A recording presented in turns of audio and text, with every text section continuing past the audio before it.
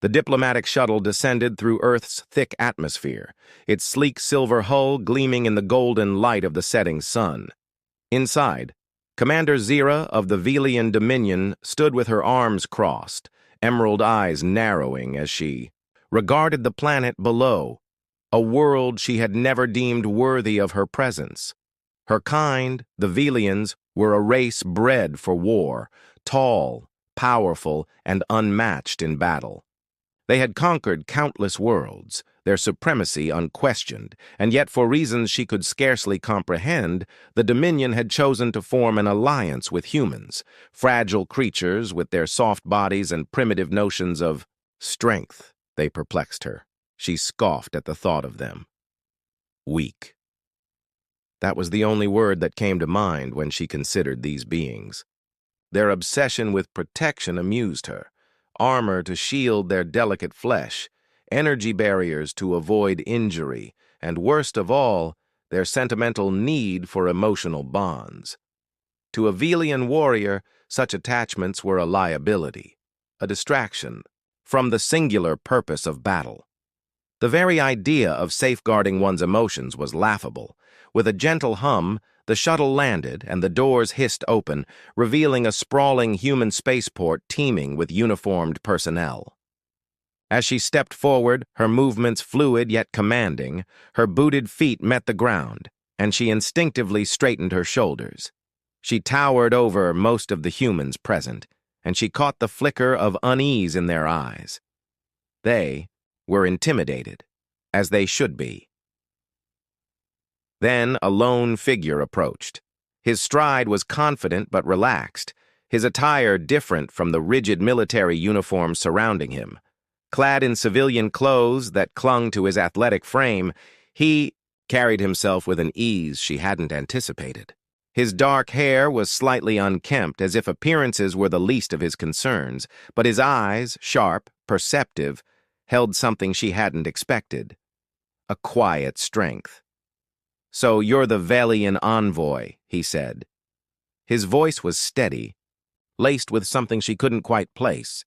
She tilted her head, assessing him. "I am Commander Zira of the Dominion." He neither flinched at her title, nor lowered his gaze in deference. "Interesting." "Name's Dane," he replied simply. "I'll be your cultural liaison while you're on Earth." Her lips curled into a smirk. "A babysitter?" "Think of it as protection," he countered, his tone light, teasing. Zira laughed, a sharp, almost predatory sound that turned heads. "Protection? You believe I need protection from humans?" She took a slow step forward, closing the distance between them. "I could break you with a flick of my wrist." Dane didn't back away. He simply smiled. If anything, he seemed amused.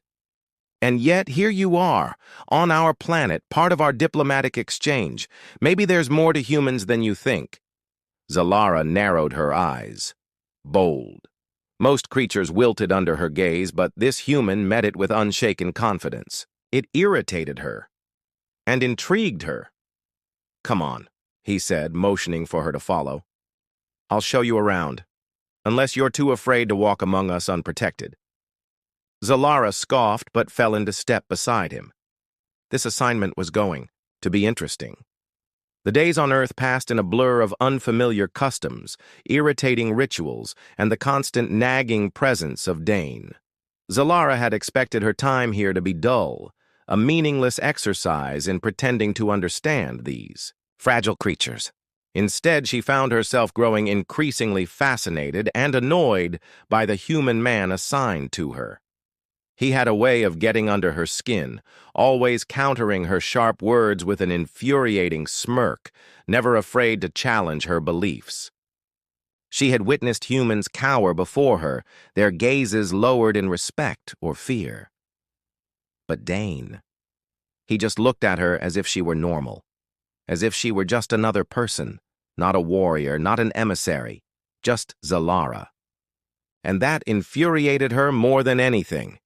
"You're brooding," he commented one evening as they walked through a bustling marketplace. The air was thick with the scent of something rich and smoky, laughter and conversation filling the streets. Humans moved around them, oblivious to how easily they could be crushed by a being like her. Zalara shot him a glare. "I do not brood," Dane chuckled. "Oh, you definitely do. You get this little crease right here." He reached out, fingers grazing her brow before she swatted his hand away. "Touch me again, human, and you'll lose that hand." His grin didn't waver. Noted. She hated the way her pulse quickened whenever he got too close, the warmth that spread through her chest when he spoke to her as an equal. She had spent her entire life among warriors, where relationships were strategic and power was the only currency that mattered. But Dane? He treated her as if she were someone worth, knowing beyond her title. It unsettled her more than she cared to admit. One night, that unsettling feeling turned into something more. It started as another of their endless arguments.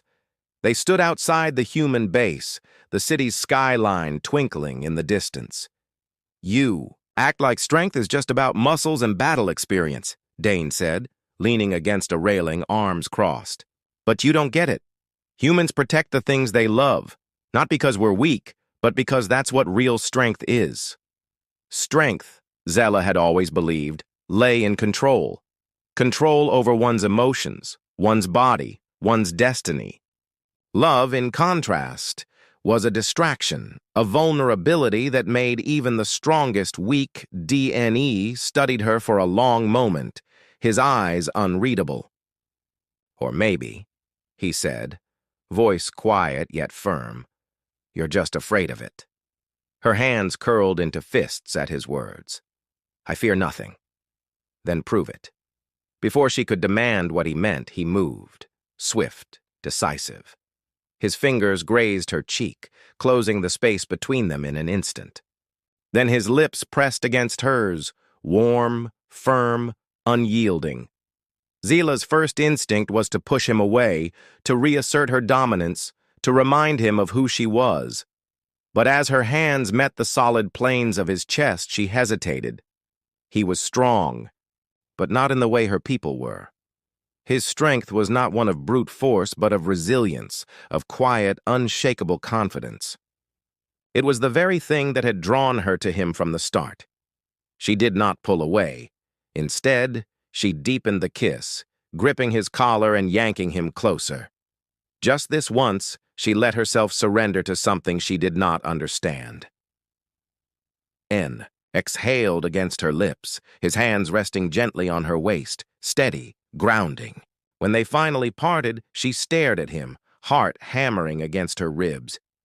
"You humans," she murmured, voice unsteady, "you have the strangest way of proving your strength." Deanne smiled, his gaze unwavering. "And you're just starting to figure that out." She didn't respond. She wasn't sure she had the words for what she was feeling. But for the first time since she had arrived, she was no longer entirely certain of her superiority, and that was more terrifying than any battle she had ever fought. Zella had always prided herself on control. Control of her body, her emotions, every aspect of her existence. Yet, as she stood before the mirror, staring at her reflection, she felt anything but in control. Her body was changing. The evidence was undeniable. The subtle but unmistakable rounding of her abdomen, the way her once unshakable energy now came in waves, the strange, frustrating tenderness she had never known. Before a child, a human Verilyn hybrid. She pressed a palm to her stomach, a foreign sense of vulnerability creeping into her bones. She had always scoffed at human fragility, yet now she was experiencing it firsthand. Her people did not conceive easily, not without planning, genetic alignment, and approval from the Dominion. But humans, they had a way of disrupting the natural order, of forcing change where there should have been none, and DNE. She exhaled sharply. She had avoided him for weeks, unable to face him, unable to admit the truth. Not just about the child growing inside her, but about the deeper realization she had fought so hard to deny. Somewhere along the way, despite everything she had believed, despite every effort to resist, she had fallen. Somewhere along the way, she had stopped, seeing him as insignificant. Somewhere along the way, she had started wanting more. A sharp knock on the door made her tense. She didn't need to ask who it was. Zayla. Dan's voice came from the other side, firm and unwavering. I know you're in there. Open the door. She clenched her jaw, debating whether to ignore him. But Dan was relentless. He always had been. She knew he wouldn't leave. With a frustrated sigh, she crossed the room and pressed the panel, letting the door slide open. The moment his eyes met hers, his expression shifted. The usual smirk, the easy arrogance he carried was gone. In its place was something quieter, something deeper.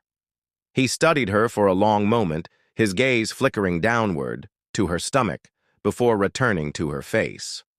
So, he said, his voice unreadable, you were just going to keep avoiding me forever, huh? She folded her arms over her chest, trying to summon her usual sharpness, her well-worn armor. It is none of your concern. Dan's brow lifted slightly. None of my concern. He let out a dry, humorless laugh and stepped forward. Zila, that's my child, isn't it? The words hit her harder than she had expected. A strange, unfamiliar pang tightening in her chest. She had braced herself for anger, for disbelief, maybe even for fear. But not this. Not the quiet, unwavering certainty in his voice. She didn't answer. She didn't need to. Dan exhaled, running a hand through his hair. Why didn't you tell me? She turned away, her gaze settling on the cityscape below. The human city, sprawling and alive, so unlike the rigid world she had come from. Because it changes nothing, she said finally. I am a Dominion warrior. I do not need protection. Dan stepped closer, his voice cutting through her defenses. Is that what you're about to say? Her fingers curled into fists. I do not need weakness. Damn it, Zalara. His voice was suddenly rough, raw, with something she couldn't quite name. Loving someone isn't weakness. Fighting for them isn't weakness. You think humans are fragile, but we fight like hell for the things that matter. She squeezed her eyes shut. I don't know how to be like you. For a moment, he was silent. Then, gently, he placed a hand over hers, right where it rested, against her stomach. His warmth seeped into her skin, steady, unshakable. You don't have to be like me, he murmured. You just have to let yourself feel it. Her throat tightened. For the first time in her life, Zalara felt truly unarmored, not because she was weak, but because Dana had shown her that strength was something far greater than power alone. She had led armies, defied death, and faced countless enemies without fear. But nothing had ever prepared her for this.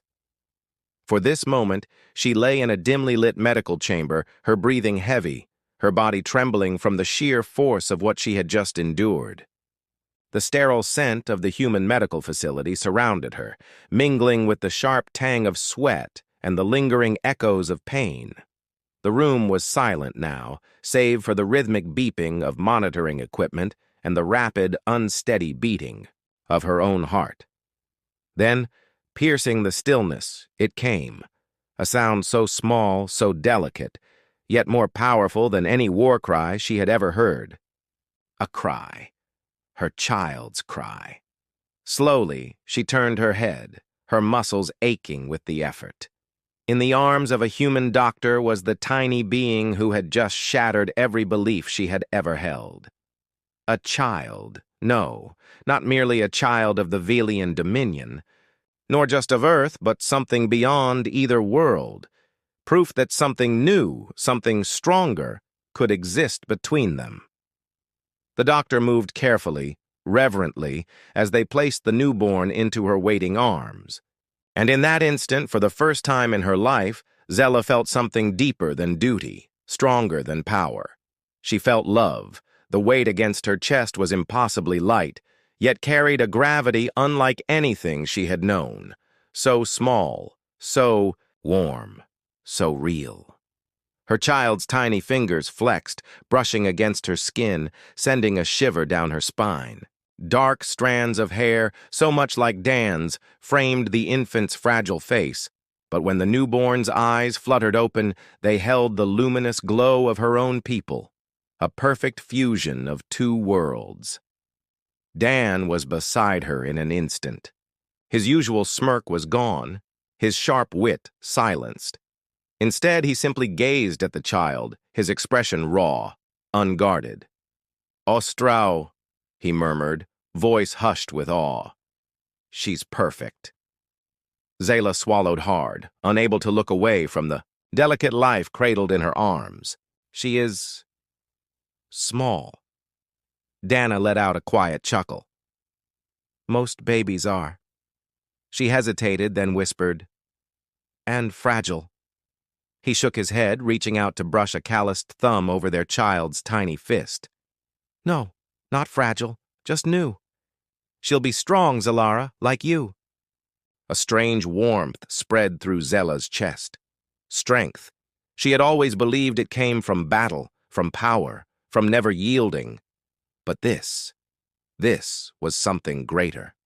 She looked at Dan, truly looked at him, and at last, she understood. Protection was not weakness.